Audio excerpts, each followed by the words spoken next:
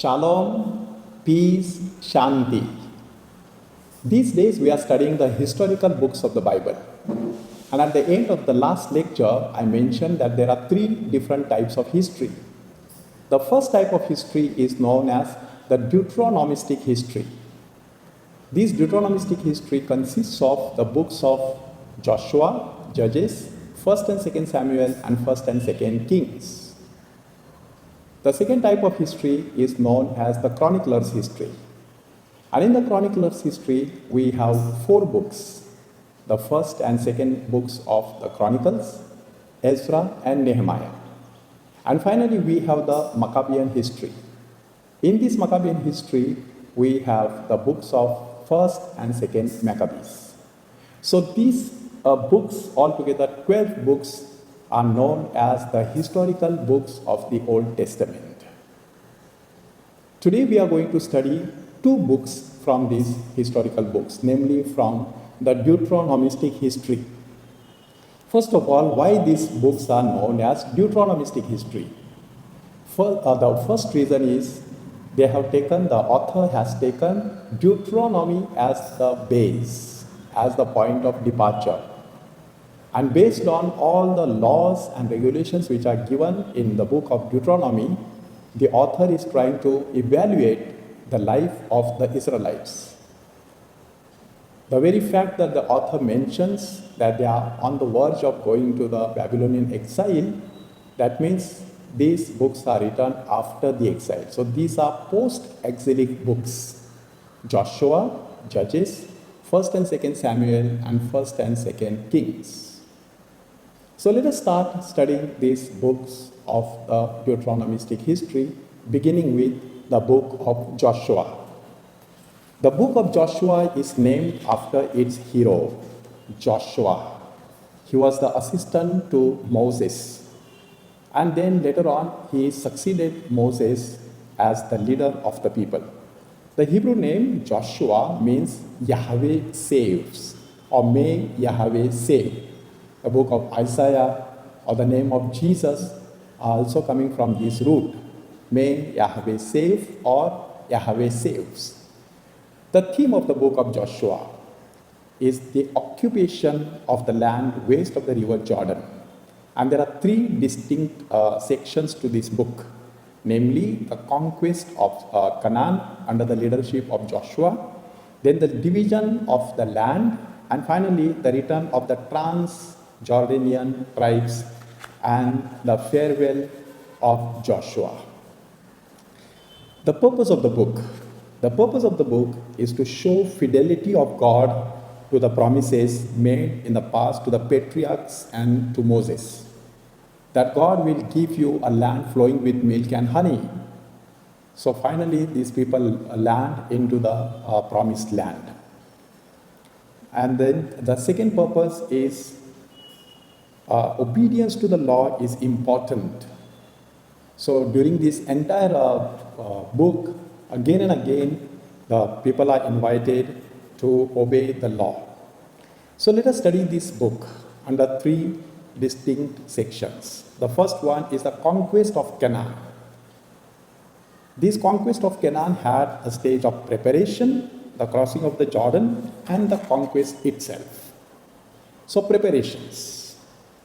The Lord's commission to Joshua. You can read Joshua chapter 1, 1 to 9, and to find out how God strengthens Joshua and tells him, do not fear, I will be with you just as I was with Moses. And then Joshua gives the orders to the people, and he sends the spies across the river Jordan, to spy out the land, especially Jericho. So these are preparations. Now crossing the river Jordan. Again, in the crossing of the river Jordan, there are 5 stages. The first stage is preparations. In this preparation, one important point that is highlighted is sanctify yourself now that we are entering into the Holy Land. Then the actual crossing is mentioned in chapter 3, verses from 14 to 17. Then there is a setting up of the memorial stones, chapter 4, verses from 1 to 9. Then completion of the crossing. So the entire crossing takes place. 40,000 armed people will be crossing this river Jordan. And then there is a cultic encampment at Gilgal. Gilgal is so very important for us now that there is a altar built with 12 stones. Circumcision is conducted. Passover is celebrated. The first Passover was celebrated in Egypt. Now the second Passover in the Holy Land. And manna ceased to be. People started eating the yield or the fruit of the land. So Gilgal becomes a very important place because the first sanctuary, first altar is erected in that place. So the Ark of the Covenant is a new theme introduced very strongly. The Ark of the Covenant is mentioned in this conquest narrative. And the people who carry this ark are the priests. The moment they touch the waters of Jordan, the Jordan is parted into two parts. Then we have the conquest. In this conquest, we have the conquest of the central part. As soon as they enter, as you know, the whole map of Israel, this is the entire area of Israel. And from here, people have entered into the Holy Land. So from the central part, they will conquer first, chapters 5 and 6. In this, you read about the Jericho march. You also read about the scene of Achan. You can read about this. That something which was forbidden is done by this man, and this man is destroyed completely. Or the sun stands still on Gibeon when the conquest of the southern part. So the southern part, later on it will be the area of Jerusalem, the southern part, you can see, is conquered. So the sun stops for a day there. Then the conquest of the northern part, so the upper side of Israel, this northern part is conquered. And then there are concluding verses. Then the division of the land. So the division of the land, first of all, we see in chapter 13, verses from 1 to 7, parts yet to be conquered. And then from 13 to 19, these about 7 chapters, we see the land is allotted to various tribes. The tribe of Levite or Levi was not given any portion because the Lord himself was their portion. Chapter 20 talks about the cities of asylum. What are the cities of asylum? So suppose a person runs away because there is a manslaughter, unintended manslaughter, he can take refuge in this asylum. Chapter 21 talks about 48 cities in the pasture lands for the Levites. So this is how the entire area is divided, the division of the land. Finally, we come to the return of the Transjordanian tribes and the farewell speech of Joshua. Let us try to understand what is this return of the Transjordanian tribes. So this is the river of Jordan. This area is known as Cisjordanian area. So the tribes also will be known as Cisjordanian. Transjordanian will be this area. This is known as Transjordanian area, and there were 2.5 tribes were there. The tribe of Reuben, the tribe of Gad, and the half tribe of Manasseh. 2.5 tribes were there. They thought that now we are on the other side of the river. We have to be connected with the remaining tribes. So they come this side, Cisjordanian area, and they build a temple. And the people around there started suspecting the intention. So they clarified the intention. And in the future, our children should not fight among themselves. And therefore, once they were satisfied with the answer, the return of the Transjordanian tribes takes place. This is called the return of the Transjordanian tribes. And the entire book ends with the farewell speech of Joshua, where the last will and the testament of Joshua is given. He reminds them about all that has taken place, how their fathers on the other side of the river have been worshipping some other gods. So he says, throw away all those gods. Decide whom you want to follow. I and my household will follow and serve the Lord God. The Lord means Yahweh the God. So Joshua makes a covenant with the people, and then there is a stone which is placed there. The covenant ceremony takes place. So this is how a little fair idea about the book of Joshua. Let us now come to the book of the Judges. The story of Israel between the death of Joshua and the rise of Samuel. This is what we see in the book of the Judges. There are three sections. The prologue, chapter 1 to chapter 2, 5. Then the stories of various judges, that is chapter 2, verses from 6 to chapter 16, verse 31. Then there is an appendix. We will talk about this appendix in chapter 17 to 21. A judge is the charismatic military leader who protected the people from the oppression of their enemies. He was also ruling the people, administrative role he was playing. There are two types of judges, major judges and minor judges. The major judges had impact on the whole of Israel, whereas the minor judges were local leaders. Their time span was for a very short period of time, and very little information is available about them. We shall see them immediately as we go along. The purpose of the book of Judges to present a basic theology of history. That means sin leads to punishment, but repentance brings forgiveness and deliverance. So let us now quickly go through all the 12 judges of Israel. The first judge of Israel is Othniel. People used to forget about Yahweh and his law. They used to worship Baal and Asherah. These are Canaanite gods and goddesses. And therefore they were attacked by the king Cushan. The people cry out to God. Then he raises Othniel. Othniel is the nephew of Caleb. The Spirit of the Lord comes upon him, and some impersonal power envelops him, and he performs extraordinary deeds. So the land has rest for 40 years. So this is the first judge, Othniel. The second judge is Ehud, chapter 3, verses 12 to 30. A similar pattern is followed. There is sin, there is an oppressor, there is a cry, and there is a savior. So there is a humorous story about this. Ehud was a very, the king of Moab, Eglon, was very fat. So Ehud puts the dagger in his stomach. So the foot-long dagger gets lost into the belly of the king Eglon. And once again, the land has rest for 80 years. The third judge is Shamgar. Chapter 3, verse 31, just one verse. So the oppressors are the Philistines. And Shamgar kills with an ox goad. Just one verse is telling us about Shamgar, a minor judge. Then a very important judge is Deborah and Barak, chapters 4 and 5. So chapter 4 is the prose section of the same story, and chapter 5 is the poetry section of the story.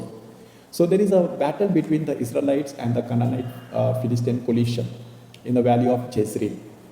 The Canaanite king Jabin and the military general Sisera. Sisera ran on foot and took shelter in the tent of Jael. She gave him shelter, but finally killed him by hammering a tent peg in the temple of his head. Deborah is described as a prophetess and a judge. The killing of Sisera by Jael is violation of the law of hospitality. We all know about the Israelite Jewish hospitality, and here this law is violated. Please note the Canticle of Deborah in Judges chapter 5 is the oldest text in the Bible. Then we have the fifth judge, Gideon, chapter 6, 1 to chapter 8, 28. The similar pattern of sin, punishment, repentance, deliverance is followed. Now the oppressors are the Midianites, and the savior is Gideon. So he destroys the altar of Baal and gets a new name, Jerubbaal.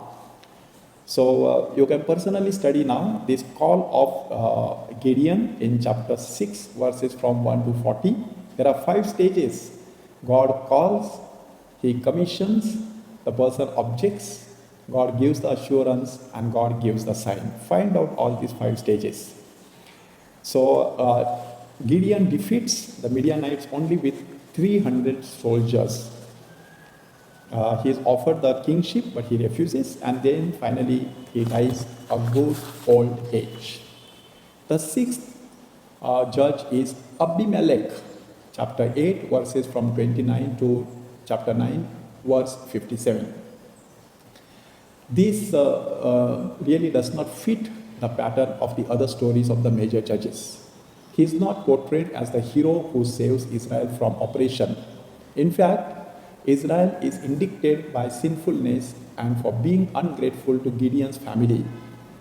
The parable of the trees in Judges 9, chapters 7 to 15, you can read this beautiful one, shows how God himself retaliates the evil of Abimelech and the citizens of Shechem. They had turned to idolatry and destroyed Gideon's family. Then we have the 7th pair, that is Tola and Jair, chapter 10, verses from 1 to 5.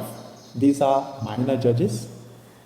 They do not really rule over all Israel, but were local administrators. Tola brought some stability after the unrest of Abimelech's time. Jair was Gileadites. A regular pattern is followed. The name of the judge is given, his origin, the length of his period of office, and then the death and burial and the family of the judge. Then we have an important judge named Jephthah, chapter 11, verse 1 to chapter 12, verse 7. He is the son of a prostitute from Mizpah. His father had other children from the legitimate wife. They chased him on account of his illegitimacy of his birth. So he became a courageous warrior. So when the Ammonites were about to attack Gilead, his brothers asked for his help. He resisted, but finally agreed to fight. He fought the battle, defeated the Ammonites, and after the victory, he made a vow to the Lord that he would sacrifice the first animal that would come out of his house as he went home. Unfortunately, his daughter came out to greet him, but he kept his word. The daughter went to the mountains to mourn for 2 months. Then Jephthah sacrificed her to the Lord. This is a very good example of how a person was loyal to the promise or vow that he makes to God. Then we have 3 minor judges, Ibzan, Elon, and Abdon, in just 6 or 7 verses of chapter 12, verses 8 to 15. Very short period, altogether 25 years. Their span is, or the work is limited to only Bethlehem, Zebulun, and Ephraim. Not much information is given about them except their rise, number of years, their death, and their burial. Then we have the famous personality known as Samson, chapter 13, 1 to chapter 16, verse 31. The most extensive cycle in Judges. The word Samson comes from the Hebrew word Shemesh, means sun, very bright. He is the strongest man in the Bible. Chapter 13 talks about the birth of Samson. Then we have the marriage of Samson in chapter 14 and the famous personality Delilah. Some of you must have watched the movie Samson and Delilah. Then the defeat of the Philistines, chapter 15, and chapter 16 talks about the capture and death of Samuel. All these stories have cultic, legendary, and folklore elements coming from various traditions but put together by the Deuteronomistic historian. Finally, we have the appendix, chapters 17 to 21. There are 2 episodes. The first episode is about the migration of Dan to the north, how they were in the south and they went to the north. It is from Dan that the river Jordan flows, and therefore it is known as Jordan, coming down from Dan, Jordan.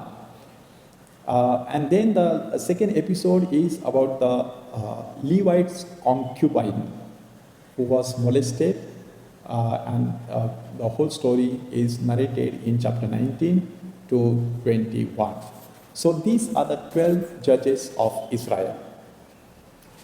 You can reflect upon these few questions, that what were the two roles of a judge in Israel? Who was the first judge of Israel and who is considered as the last judge of Israel? What is the purpose of the book of Judges?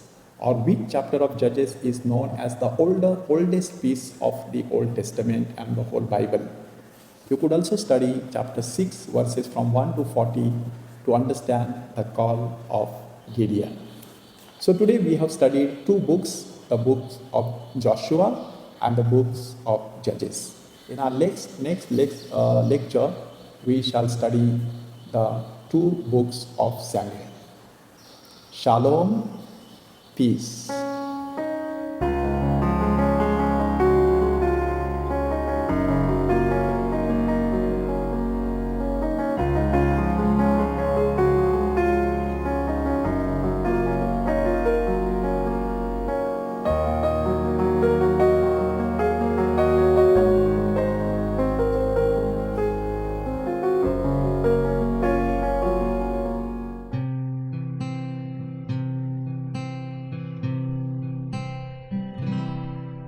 Be still and know that I am God.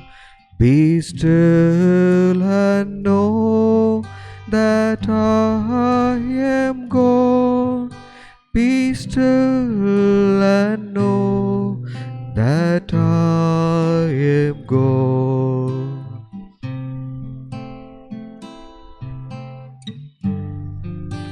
I am the Lord that healeth thee. I am the Lord that healeth thee. I am the Lord that healeth thee.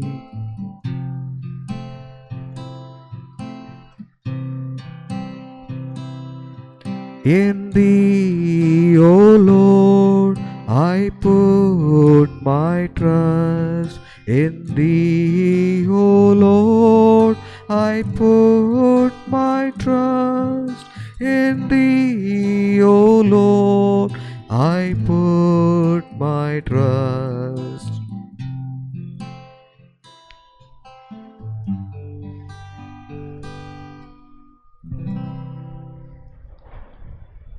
Reading from the book of Joshua. After the death of Moses, the servant of the Lord spoke to Joshua, son of Nun, Moses' assistant, saying,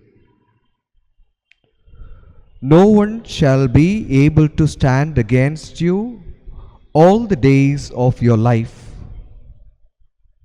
I was with Moses, so I will be with you. I will not fail you or forsake you. The word of the Lord. Thanks be to God. Heavenly Father, we thank and praise you for this day. Thank you, Lord, for being with us. Thank you, Lord, for this word of God. Thank you, Lord, for the blessed sacrament. In your presence we come as one family. Bless all of us as we are going to listen to your word. Lord, you sent your Holy Spirit upon all the people, those who are watching this adoration service. Let the people may be blessed and filled with your love, peace, and joy. We make this prayer to Christ our Lord. Amen. My dear sisters and brothers in Jesus Christ, As we listen to the word of God today, we heard God spoke to Joshua saying, I will be with you till the end of your life. I will be with you. This is the promise that God gave not only to Joshua, but all of us. All who believe in God, God is saying that I will be with you. When we look into the Old Testament, we see very often God telling the people, I will be your God, you will be my people. And He made the covenant. And Jesus made the new covenant. Even there, when Jesus was about to go from this world to the Heavenly Father, we read in Matthew chapter 28 verse 20, we read the final departure where He tells the people, He tells His disciples, I will be with you till the end of time. So the promise that God has given from time and again to the people, and even today the Lord is telling to all of us that I am with you. So the promise what God is giving is truth, and He is faithful to His promise.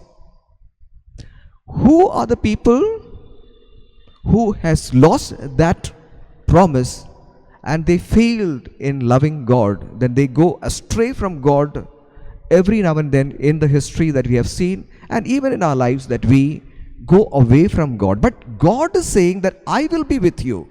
So the God one who said from the time of creation till now, even till the end of creation, He is keeping His promise to all of us, saying that I am with you. I will be with you till the end of creation.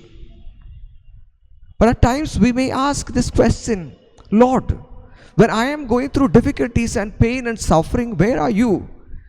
Very often human tendency is to ask this question to God, where are you, Lord? When I am in trouble, when I go through sickness, when I go through problems, when I see my people dying, where are you? This is the question that we ask.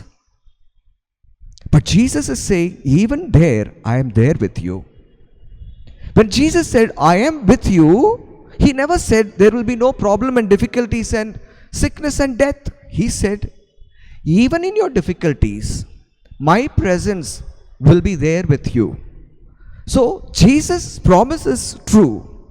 The one who believes, like Job, in all the difficulties that he said, you have given, Lord, you have taken, but I will never leave you.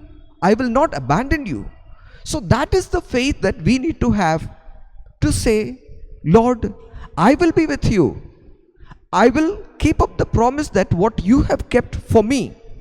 So that is a way that we can tell Jesus, Lord, I will be with you. As you are with me, I will be with you. That is the promise that we can take before the Blessed Sacrament to Jesus, that we can say this. Secondly, my dear brothers and sisters, why Jesus loves us. He is loving us. That is the reason that He tells us that I will be with you. He loves us. The love of Jesus is always there. Even though when we go astray from Him, He is looking out when I can go back, when I can get back my child back to my sheep. Even 99 sheep are there. One is lost. He is seeking for the lost sheep. So He is searching and searching. When He finds, it gives Him joy. When we find God, that we find happy. But more than that, one sinner come back to God, the multitude of angels in heaven rejoices. So that is the love of God, that He is looking out for us when we will go back. Like the prodigal father, he is looking out when my son will return. I am waiting and waiting for my son, my daughter to come back. That is the love of God. So when Jesus said that I will be with you, He is telling even in John chapter 15, when we read, apart from me you can do nothing. So with Him, when we live, we can do everything. Apart from Him, when we do everything, we do nothing. So when we are with God, we will be fruitful in our ministry, in our lives, in our relationship, in all what we do. So the Lord is telling us My dear child, come back to me. I have kept my promise by saying that I will be with you. I am keeping the promise till your death, not only till death, but even after death. So the Lord is not going to abandon us. He will be always remain united with us. Keeping this in mind, let us pray to our loving Father. Let us close our eyes for a while.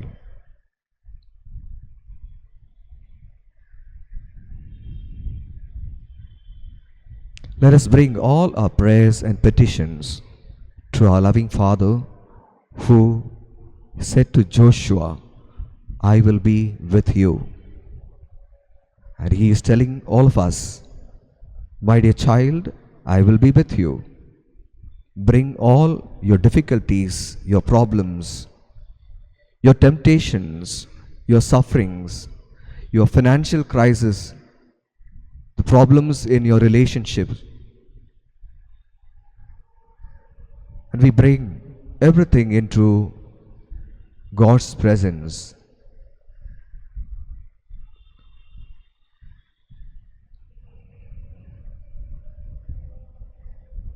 Heavenly Father, we thank and praise you for this evening.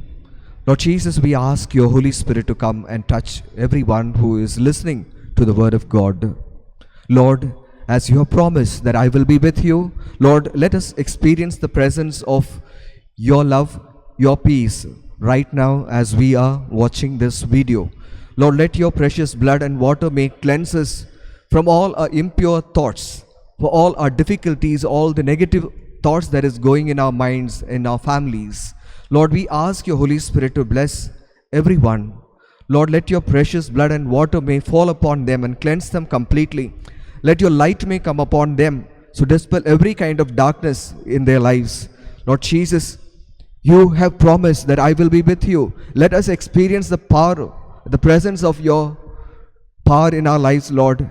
Lord Jesus, let the heaven open. Let the angels come down into our families, wherever we are, wherever we go, that your angels may protect us from all evil.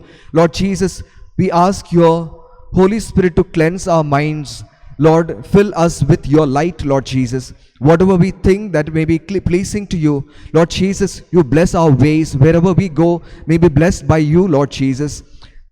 Lord Jesus, you are the way, the life, and the truth, Lord. We believe that you are there with us always. Lord, in this very moment that we ask your presence to come into our lives, Lord, let us experience the power of the Holy Spirit from our mind, body, and soul. Let us experience the peace, the serenity that you came to give in this world, Lord Jesus. You said, Lord, the world cannot give the peace that which I give. Lord, let us experience the peace right now, Lord Jesus. Lord Jesus, we know that the difficulties and problems are part of life. And in that difficulties that you are there to guide us. And you are there to help us to take the right decisions in our lives. We thank you, we praise you, Lord. In a special way, we offer and pray for all the people, those who are sick in the hospitals and those who are suffering from various kinds of diseases. Lord, let your healing touch may come into their lives and heal them completely, and they may experience the power of healing right now as we listen to the word of God, Lord. Let your light may come and heal them completely, and they may praise and thank you. Mary, our mother, be with us and intercede for us. We make this prayer to Christ our Lord. Our Father who art in heaven, hallowed be thy name. Thy kingdom come, thy will be done on earth as it is in heaven. Give us this day our daily bread, and forgive us our trespasses, as we forgive those who trespass against us. And lead us not into temptation, but deliver us from evil. Hail Mary, full of grace, the Lord is with you. Blessed are you among women, and blessed is the fruit of your womb, Jesus. Holy Mary, Mother of God, pray for us sinners, now and at the hour of our death. Amen.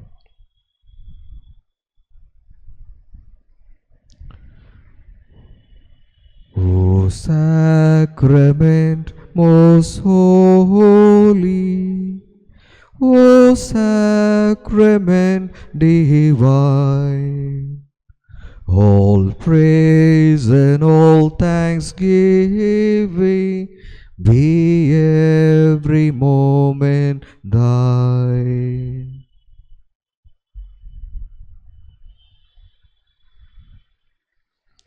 May Almighty God bless you, the Father and the Son and the Holy Spirit. Amen.